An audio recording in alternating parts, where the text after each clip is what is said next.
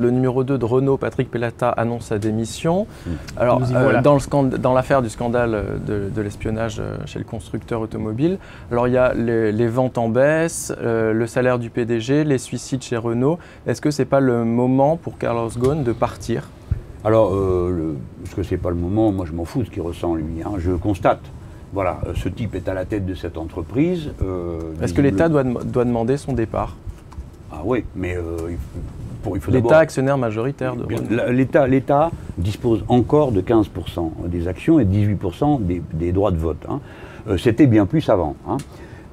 C'est M. Juppé qui a amené ça en dessous de 50%, puis les autres ont continué tous les ans à vendre un petit peu pour remplir la caisse. Bon. Mais n'empêche que c'est le premier actionnaire, l'État. Donc que les choses soient claires. Pourquoi l'État est-il actionnaire de Renault? Historiquement, parce que Louis Renault a collaboré avec l'ennemi.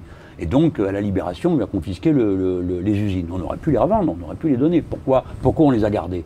Parce que l'industrie automobile occupait et occupe encore une place centrale dans le modèle économique capitaliste et productiviste. Bien, donc c'est là. Et à quoi ça servait d'avoir Renault? Premièrement, à être en pointe technique. Deuxièmement, à être en pointe sociale. Le Renault était la vitrine sociale de la France. Bon, emploi au niveau de qualification et bon salaire dans la métallurgie, grâce à une action syndicale très forte. Bien, maintenant, on regarde comme ça. Qu'est-ce qu'on attend de Renault? Pourquoi on est actionnaire? Pour avoir des sous, bien sûr, mais pas seulement. On a une exigence technique. Ah oui, très bien. Mais elle est passée où? Comment se fait-il que 2/3 des véhicules Renault immatriculés en France sont importés, c'est-à-dire fabriqués ailleurs?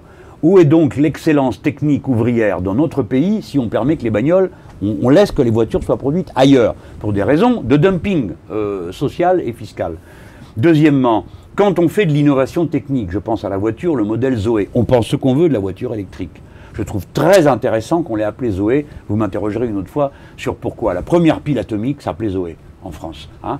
D'ailleurs, on ne sait pas où elle est passée. Elle a été faite au CE à Saclay. Bien. Et justement, si vous faites 1 million de voitures électriques, vous êtes obligé de construire une centrale nucléaire pour les alimenter. Mais donc, on laisse de côté la question de savoir si c'est une bonne idée ou pas. Mais ce qui est extraordinaire, c'est que tout l'argent qui a été mis là-dedans, comme tout l'argent qui a été mis dans la prime à la casse, comme tout l'argent qui a été mis par l'État dans Renault, tout ça, c'est sans contrepartie sur la localisation des usines. Et pourquoi?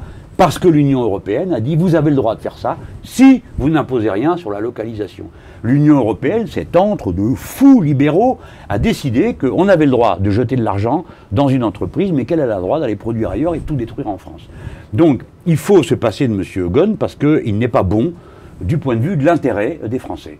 Les Français, premiers actionnaires de cette entreprise, veulent que les voitures soient produites en France. Et deuxièmement, ils ne veulent pas que la paye des ouvriers est diminuée de 15% pendant que ce monsieur se ramasse 9 millions par an. Hein.